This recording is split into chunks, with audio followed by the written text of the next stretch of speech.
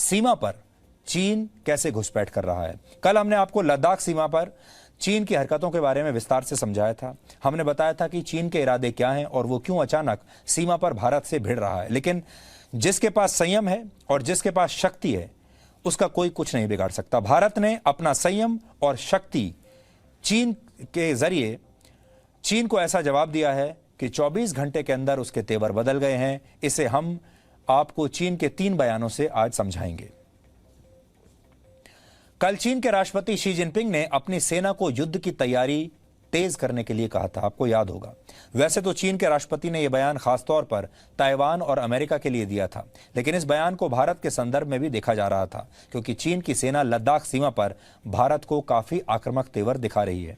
इसके बाद दूसरा बयान चीन के विदेश मंत्रालय का आया और उसने कहा कि भारत के साथ सीमा पर हालात स्थिर हैं और काबू में हैं। दोनों देशों के पास बातचीत करके मुद्दों को हल करने के माध्यम मौजूद हैं। और तीसरा बयान आज भारत में चीन के राजदूत का आया और उन्होंने आज ये कहा कि दोनों देश कोरोना वायरस से लड़ रहे हैं और इस वक्त रिश्तों को मजबूत करने की जरूरत है। चीन के राजदूत ने कहा कि ये दोनों देश एक दूसरे के लिए खतरा नहीं, बल्कि एक दूसरे के लिए एक अवसर है।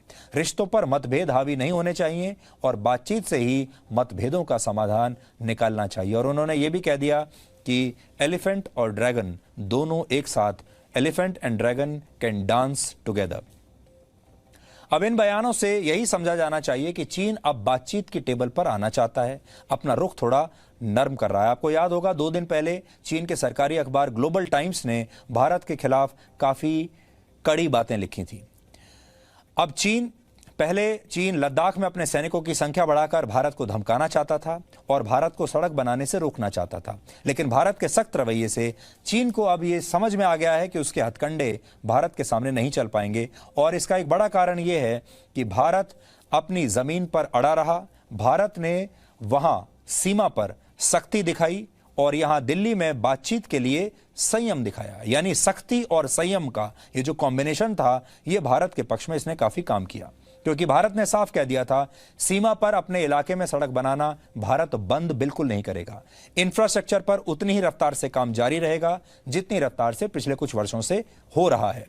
सीमा पर चीन ने अपने सैनिकों की संख्या बढ़ाई तो भारत ने भी उसी के बराबर अपने सैनिकों की संख्या वहां बढ़ा दी है। यानी भारत ने चीन के आक्रामक रवैये के सामने इस बार किसी भी दबाव में आने से इनकार कर दिया।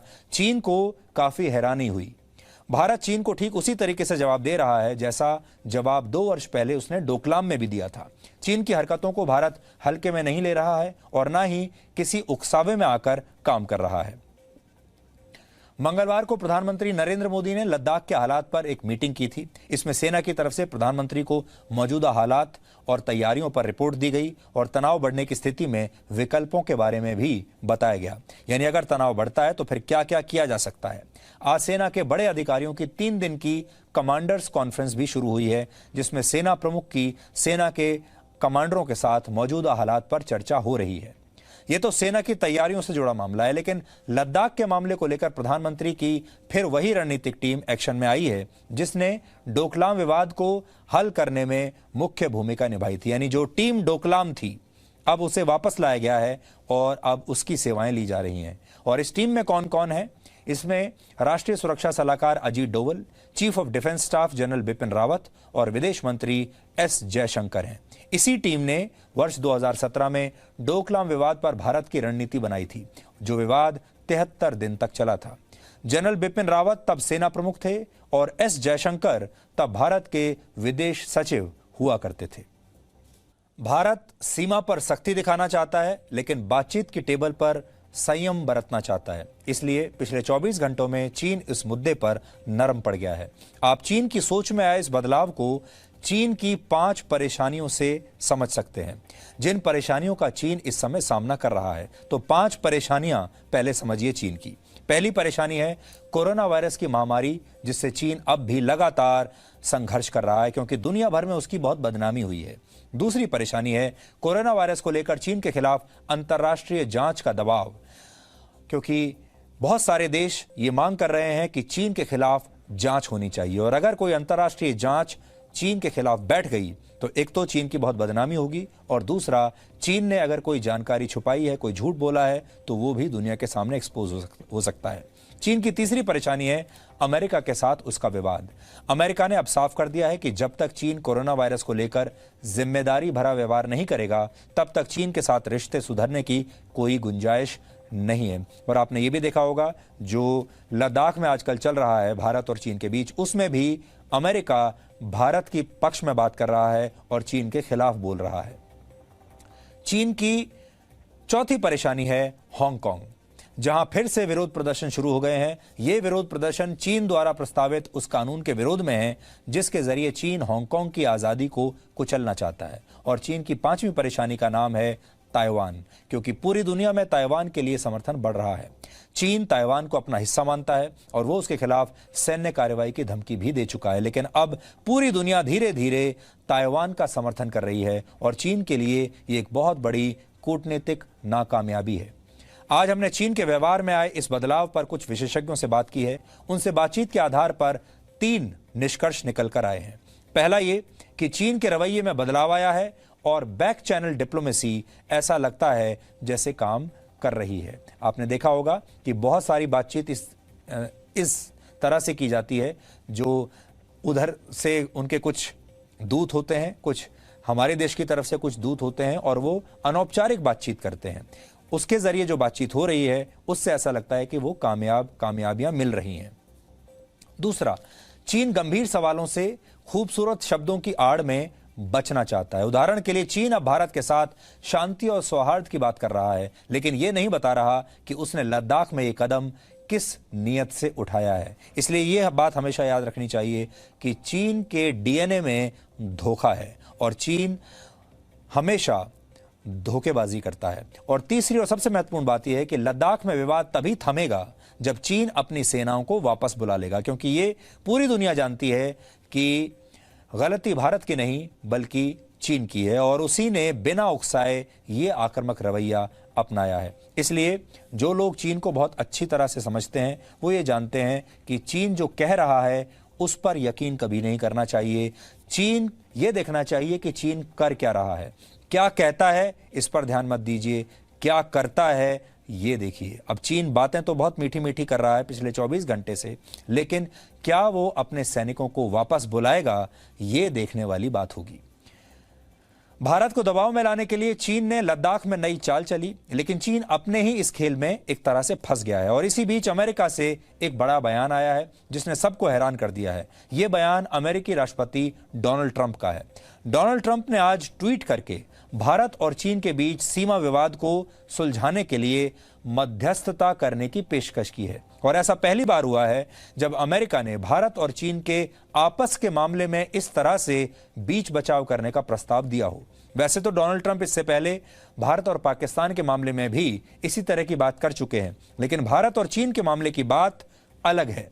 और जब इन दो बड़े देशों के बीच अमेरिकी राष्ट्रपति बातचीत या मध्यस्थता का प्रस्ताव दें तो फिर सवाल यही उठता है कि इस पर चीन की क्या प्रतिक्रिया होगी, क्योंकि चीन कोरोना वायरस की वजह से इस वक्त अमेरिका का दुश्मन नंबर 1 है।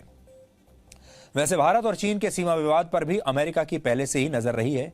कुछ दिन पहले आपको याद होगा अमेरिका ने यह कहा था कि भारत की सीमा पर चीन जिस तरह की हरकतें कर रहा है वो उसके आक्रामक रवैये को दर्शाता है। यानी इस मामले में जो लद्दाख का मामला है इसमें अमेरिका ये साफ कर चुका है कि वो चीन के साथ नहीं बल्कि भारत के साथ है। और चीन को ये बात अब धीरे धीरे समझ में आ गई कि अगर ये मामला और आगे बढ़ा और इसने तूल पकड़ा तो इस समय चीन मुसीबत में फंस जाएगा, क्योंकि चीन इस समय बहुत सारे फ्रंट खोल चुका है। अब उसे और ज्यादा परेशानी नहीं चाहिए। यह सिर्फ इत्तेफाक नहीं था कि चीन के तेवर नरम पड़े, तो नेपाल भी भारत के साथ टकराव से पीछे हटता दिख रहा है। नेपाल ने अपने जिस नए नक्शे पर भारत से लड़ने के लिए जो नया नक्शा तैयार किया था, उस नक्शे पर नेपाल की संसद में चर्चा नहीं हो पाई। आज नेपाल की संसद में इसे लेकर एक संवैधानिक सुधार पर प्रस्ताव पेश होना था, लेकिन वो प्रस्ताव पेश नहीं हुआ वहां की संसद में।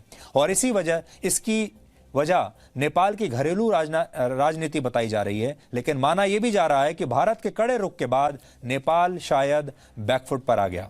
आपको याद होगा नेपाल ने अपना नया नक्शा जारी करके भारत के कई हिस्सों को नेपाल की सीमा में दिखाया था।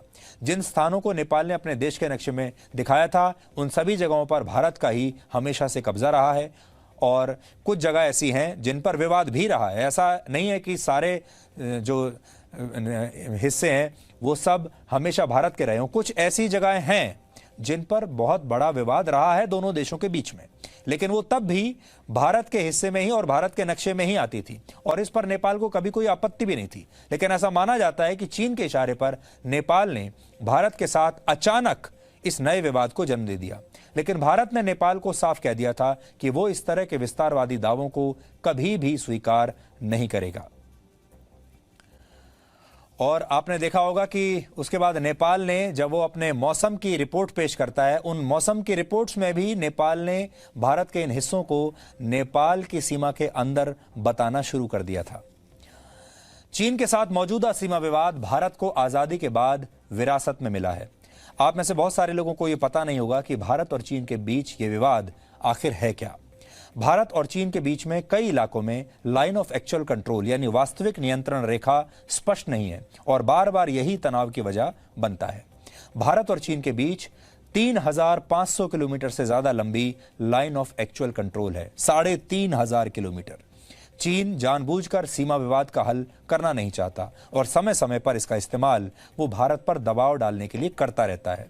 लद्दाख में नए विवाद और चीन की हरकतों के बाद अब अक्साई चिन पर भी लोग काफी बातें करने लगे हैं। और आज आपको यह समझना चाहिए कि अक्साई चिन की जो पूरी समस्या है और अक्साई चिन इतना बड़ा इलाका वो कैसे भारत से छूट गया। ये वो इलाका है जो भारत का ही हिस्सा है, लेकिन इस पर कब्जा चीन का है, अवैध कब्जा। हम इसके इतिहास के बारे में आज आपको बताना चाहते हैं। वर्ष 1865 में ब्रिटिश शासनकाल में सिविल सर्वेंट रहे ब्रिटेन के W.H. जॉनसन ने एक वैचारिक रेखा खींची थी जिसके मुताबिक अक्साई चिन का इलाका जम्मू कश्मीर में आता था, उस समय के जम्मू कश्मीर में। इसे जॉनसन लाइन कहा जाता है। भारत का इसी ऐतिहासिक आधार पर अक्साई चिन पर दावा है क्योंकि इसके मुताबिक अक्साई चिन जम्मू कश्मीर का हिस्सा था। लेकिन चीन ने इस लाइन को कभी नहीं माना और वर्ष 1951 से अक्साई चिन पर कब्जा करने वाली चालें वो चलने लगा। चीन ने पहले 1951 में एक सड़क के जरिए तिब्बत को चीन के शिनजियांग प्रांत से जोड़ दिया। फिर इसी से जुड़े इलाकों में सड़कें बनाकर अक्साई चिन पर कब्जा करने के इरादे वो दिखाने लगा। भारत ने तब तक इस पर कोई खास ध्यान नहीं दिया। भारत को नई नई आजादी मिली थी, भारत तब भी अपने देश को समेटने में लगा हुआ था। इसके बाद 1962 का युद्ध हुआ तो भारत का अक्साई चिन चीन के पास चला गया। 1962 के युद्ध के वक्त भारत के प्रधानमंत्री जवाहरलाल नेहरू थे। कांग्रेस पर हमेशा सवाल उठते रहे हैं कि पहले 1948 में जम्मू कश्मीर का 1/3 हिस्सा उसने पाकिस्तान के हाथों गंवा दिया और फिर 1962 के युद्ध में अक्साई चिन को चीन के हाथों गंवा दिया। ये करीब 38,000 वर्ग किलोमीटर का इलाका है जो चीन के अवैध कब्जे में है। बहुत बड़ा इलाका है।